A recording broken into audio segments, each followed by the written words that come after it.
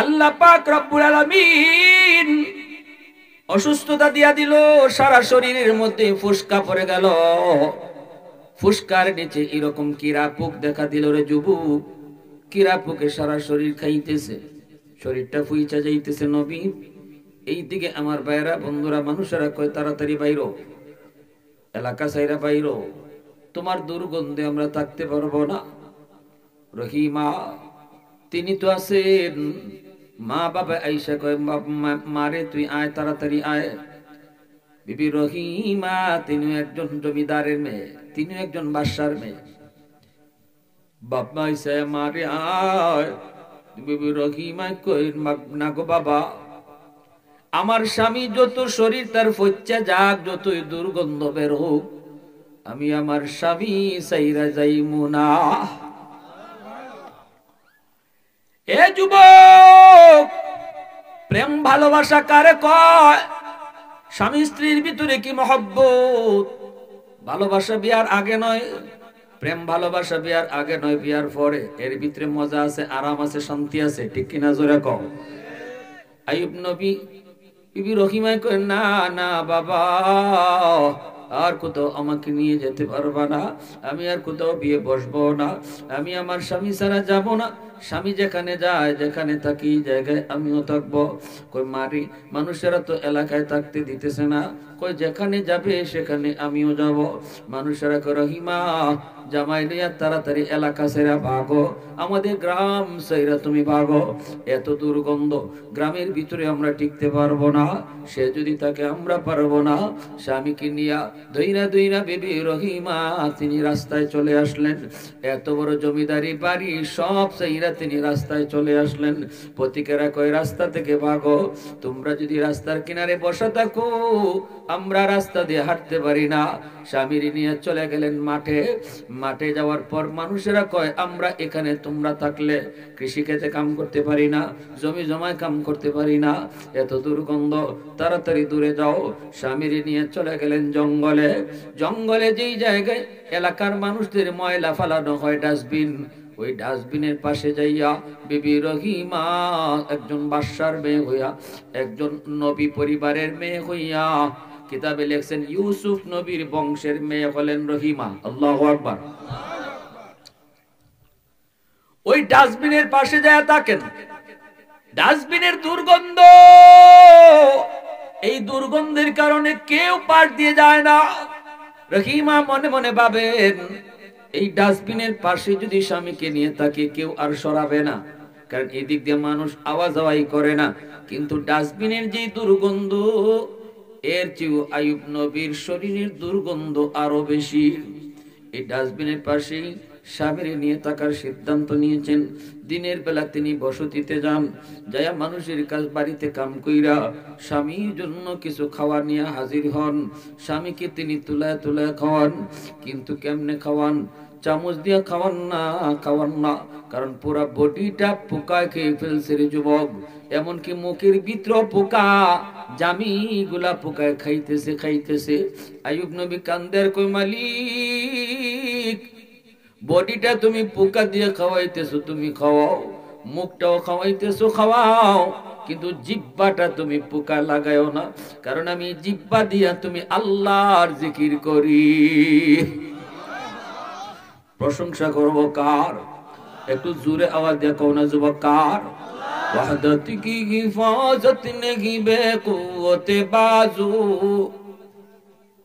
वहदत की हिफाजत नहीं बेकुव्वत बाजू, आती नहीं कुछ कमी हक़-ए खुदा दा, ऐ मर्द खुदा तुझको कुव्वत नहीं हासिल, जा बैठ किसी गार में अल्लाह का करिया, ये सच है कि बातिल की तरफदार नहीं हम, गद्दार न समझो हमें गद्दार नहीं हम, गद्दार न समझो हमें गद्दार नहीं हम। मुसलमाনের আওয়াজে বলো আল্লাহু আকবার। এইবার দেখা গেল আল্লাহর নবী আল্লাহ জিহ্বাটা তুমি পোকা দিয়ে খাওয়াও না, আমার জিহ্বাটায় যদি পোকায় খায় বাঁচবো কেমন কইরা, আমি তোমার নামের জিকির যদি না পারি আমি বাঁচতে পারবো না। এই অবস্থায় বিবি সাহেব তিনি তো কেমনে খাওয়াবে, হাত লাগাইতে পারে না, চামচ মুখে লাগাইতে পারে না, এই যে জামিটা ক্ষত হইয়া রইছে, লাল হইয়া রইছে পোকায় খাইয়া, চাবুক লাগাইলে ব্যথা পায় নবী, আঙ্গুল দিলে পরে আঙ্গুলের নখ লাগলে ব্যথা পায়। এজন্য বিবি রহিমা নিজের জিহ্বাটারে চামচ বানাইছে, চামচ নিজের জিহ্বাটার মধ্যে হালুয়া লইয়া এই জিহ্বাটারে চামচ বানাইয়া স্বামীর মুখের ভিতরে জিহ্বা দিয়া হালুয়া ঢুকায়া দেয়। আমার নোয়াগাঁও এলাকার মা বোনেরা একটু দিল লাগায় শুনো, স্বামী ভক্তি কাকে বলে একটু মন দিয়ে শুনো। এজন্যই রাসূল বলেছে কোন স্ত্রী দুনিয়ায় আছে, স্বামী মারা যাইতেছে, এই অবস্থায় স্বামী যদি কয় বিবি গো আমি তোমার উপর, এই স্ত্রী আল্লাহর তৈরি জান্নাতের মেহমান হবে। অথবা স্ত্রী যদি মারা যায়, স্বামী যদি কয় বিবি আমি তোমার উপর খুশি, রাসূল কয় বিবি মারা যাইতে দেরি, জান্নাতে যাইতে দেরি হবে না।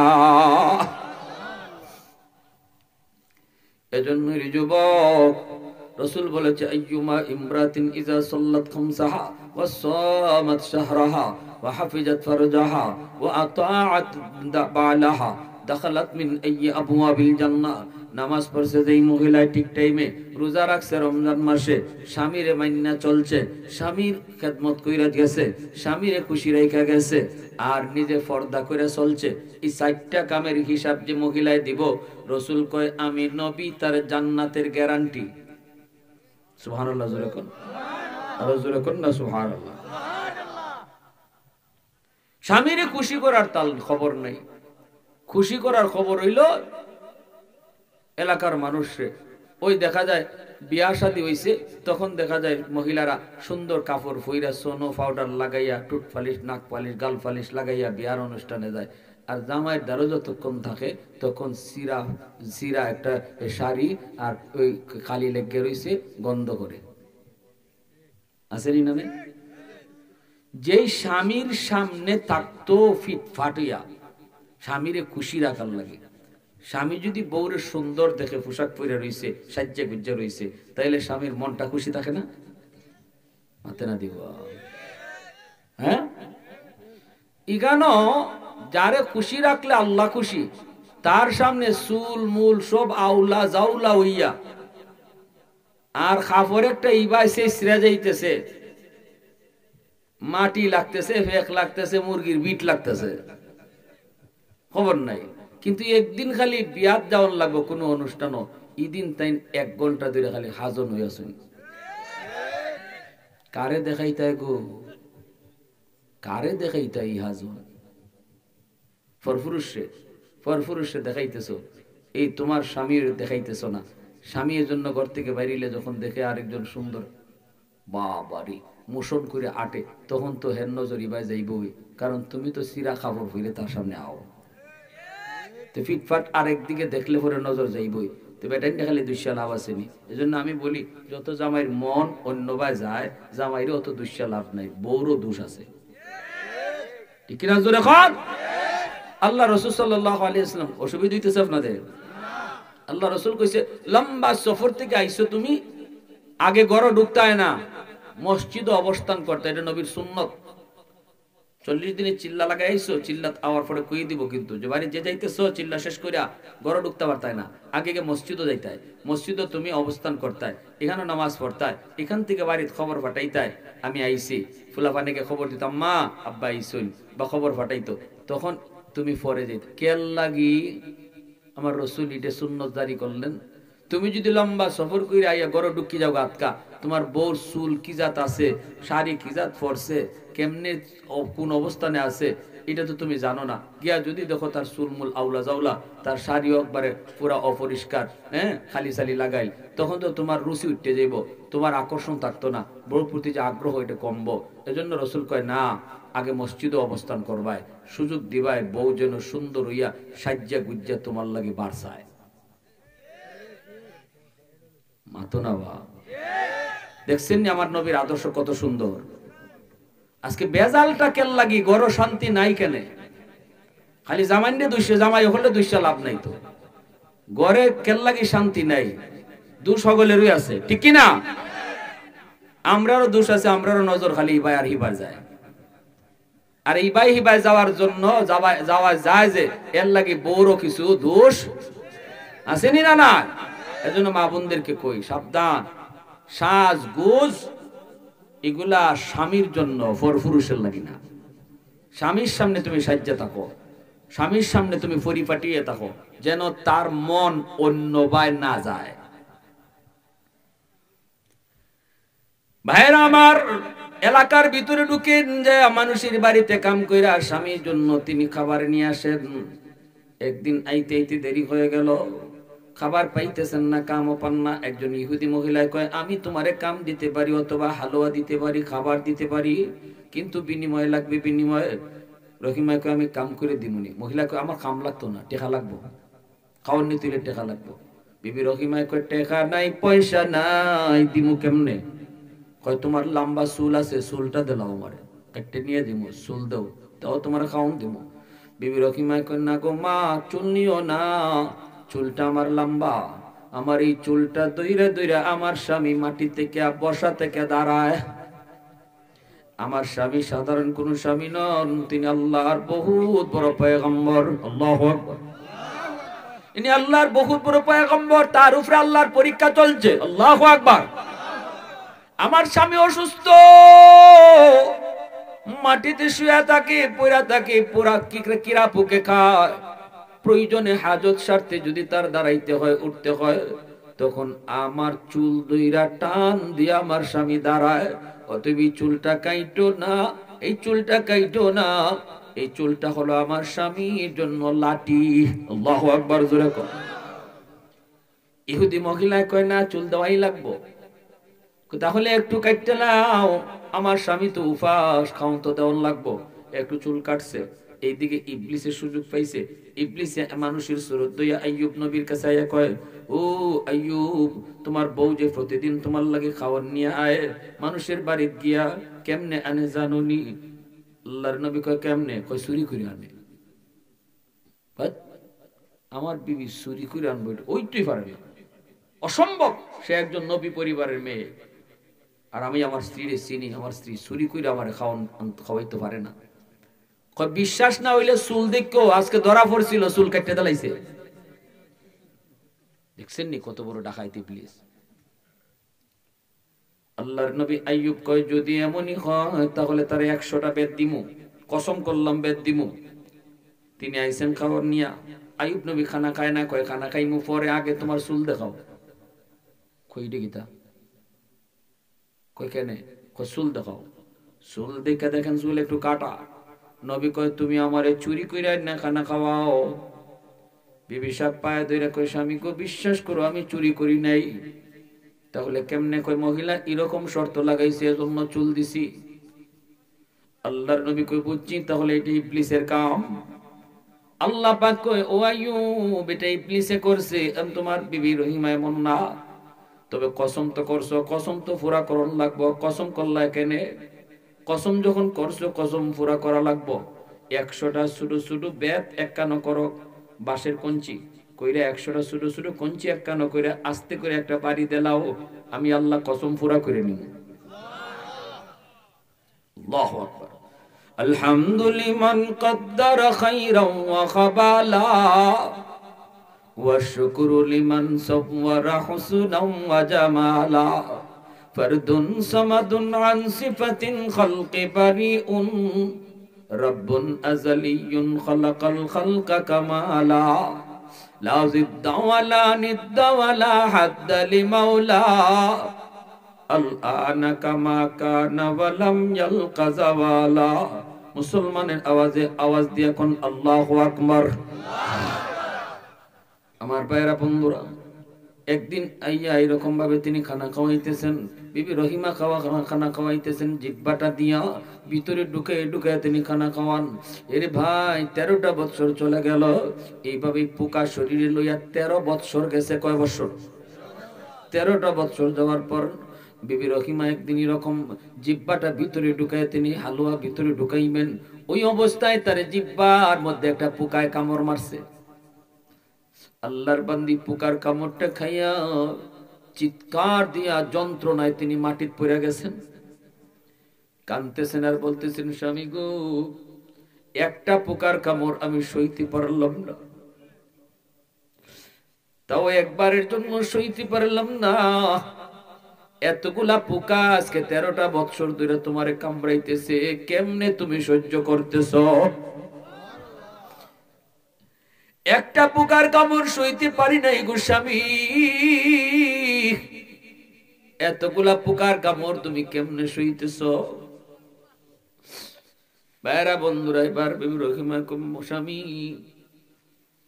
পায়ে ধরে হাতে ধরে একটু আল্লাহরে কও, আল্লাহ যেন তোমার সুস্থ করে দেয়। আইয়ুব নবী কই, বিবি গো কি কইছো তুমি? 70 বছর আল্লাহ আমারে সুস্থ রাখছে, আর অসুস্থ রাখছে মাত্র 13 বছর।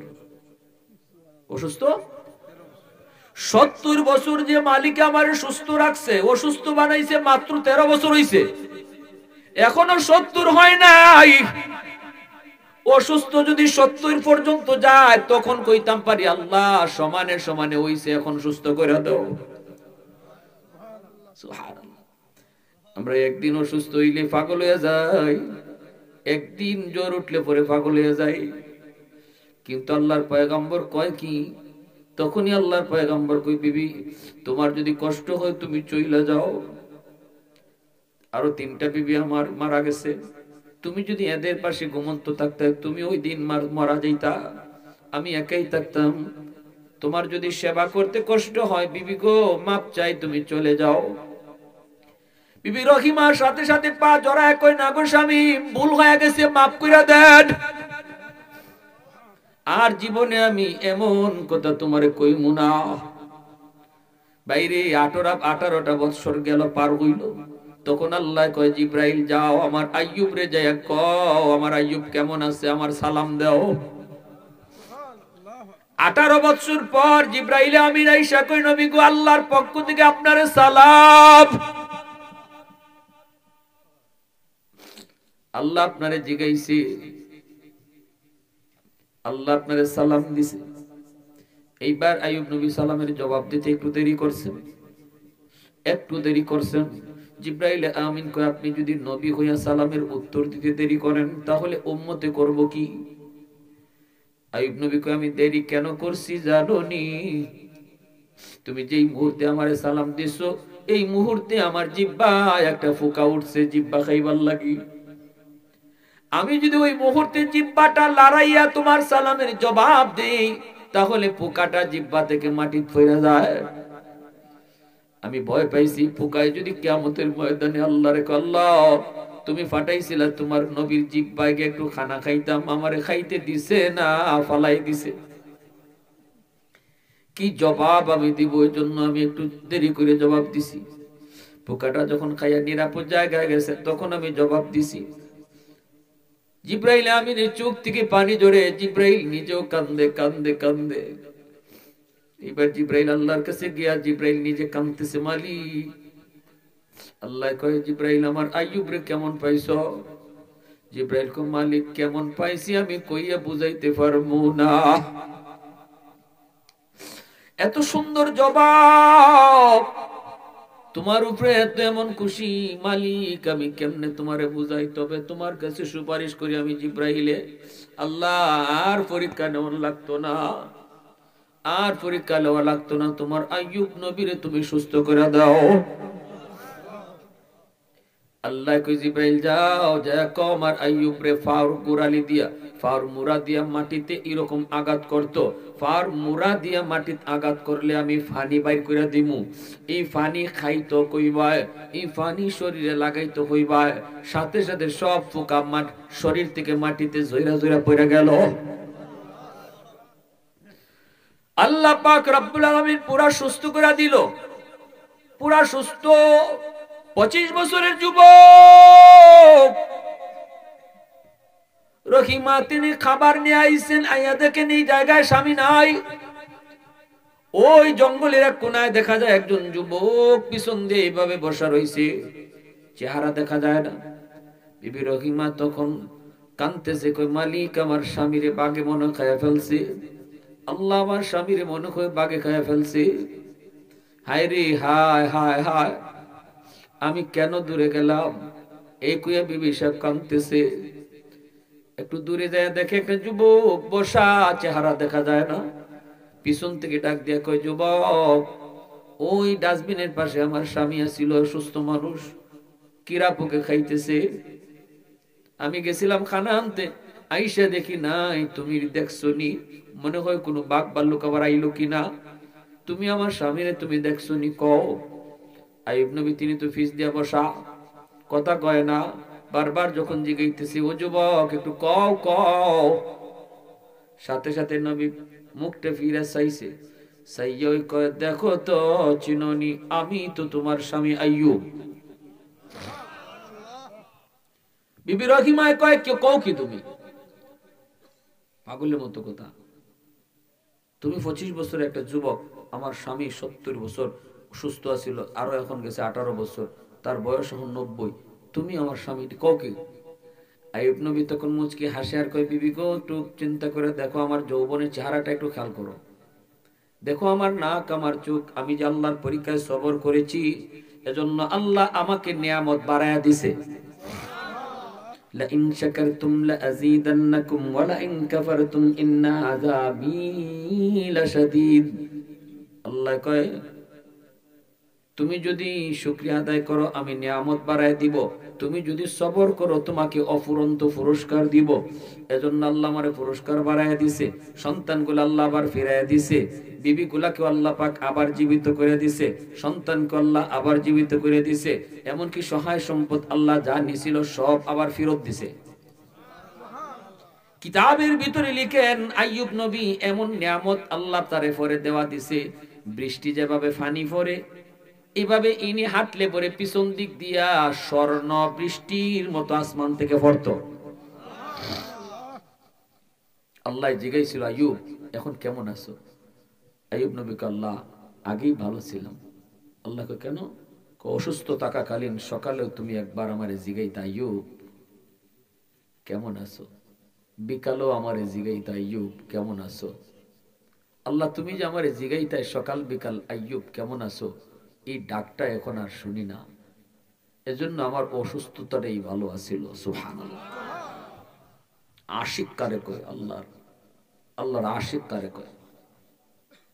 এজন্য বুঝবো, আল্লাহ পাক বলে কিয়ামতের ময়দানে, এই দুনিয়ার মানুষ শুনো, তোমাদের এই নোয়াগার যে জমিন, এই জমিনও প্রতিদিন আল্লাহর কাছে আবদার করে, আল্লাহ বেনামাজিরে আর কত জমিনে হাঁটতে দিমু, আল্লাহ সুদকুররে আর কত জমিনে হাঁটতে দিমু।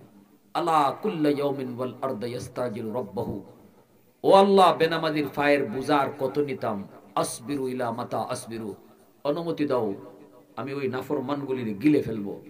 আল্লাহ আমি জমিন আর সইতে পারি না, অহংকারীর পায়ের হাঁটা আর কত শুনবো। আল্লাহ পাক কয়, কেন কি হইছে তোর? কয়, এরা নাফরমান, নামাজ পড়ে না, রোজা রাখে না, হালাল হারাম মানে না, এরে আমি জমিনের উপর দিয়ে কেন হাঁটতে দিছো? কত জমিনের উপর দিয়ে হাঁটবো, সুযোগ দেও, এরে জিন্দা দাফন করে দেই। আল্লাহ কয়, চুপ। সুবহানাল্লাহ জোরে কর। আল্লাহ কয়, রে জমিন চুপ, সাবধান, ভালো করে শুন, আমি আল্লাহ দেখতেছি। এ জমিন ভালো করে শুন, আমি আল্লাহ দেখতেছি। এই জমিনের ভিতরে কত গুনাহ হয়, কত অত্যাচার হয়, কত জুলুম হয়, কত নাফরমানি হয়, এরপরও আমি আমার বান্দা বান্দিকে কেন নগদ ধরি না জানুনি? কারণ এই মানুষ জাতিকে আমি আল্লাহ বড় আদর করে বানাইছি। আসমান আল্লাহ বানাইছেন কুন ফায়াকুন বইলা, জমিন আল্লাহ বানাইছেন কুন ফায়াকুন বইলা, ফেরেশতাও আল্লাহ বানাইছেন কুন ফায়াকুন বইলা। কাউকে বানাইতে আল্লাহ হাত লাগাই নাই, কিন্তু আমারে আপনারে আল্লাহ পাক কুন ফায়াকুন বলে বানাই নাই।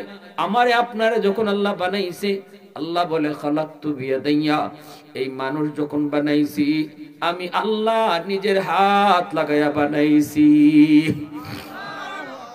আল্লাহ পাক কয়, জমিন জানুনি, জমিনে এখনো আমার কিছু বান্দা বান্দি আছে, চার দল লাউলা ভাষা ইকুরুক্কা ওয়াশাবাবু খুশা, একদল হলো আমার কিছু বৃদ্ধ বান্দা বান্দি আছে, বুড়া হয়ে গেছে, কোমরে তার শক্তি নেই, অথবা সে অসুস্থ, সে রুকু করতে সেজদা করতে তার কষ্ট হয় রুকু করতে সেজদা করতে। এরপর আমার বান্দা কষ্ট করে করে যখন আমাকে রুকু দেয়, কষ্ট করে সেজদা দেয়, তার রুকু সেজদার দিকে তাকাইলে জমিনের প্রতি আমার মায়া লেগে যায়। দ্বিতীয় আল্লাহ কওয়া শাবাবু খুশা, এ জমিন, এখনো জমিনের ভিতরে কিছু যুবক যৌবনের পাগলামি করে না, বন্ধুদের সাথে গান বাজনায় যায় না, গানের আয়োজন করে না, অথচ যুবকের যৌবনের চাহিদা হলো গুনাহ করা, যৌবনের চাহিদা হলো গান বাজনায় যাওয়া, যৌবনের চাহিদা হলো জিনা করা, যৌবনের চাহিদা হলো নেশা করা।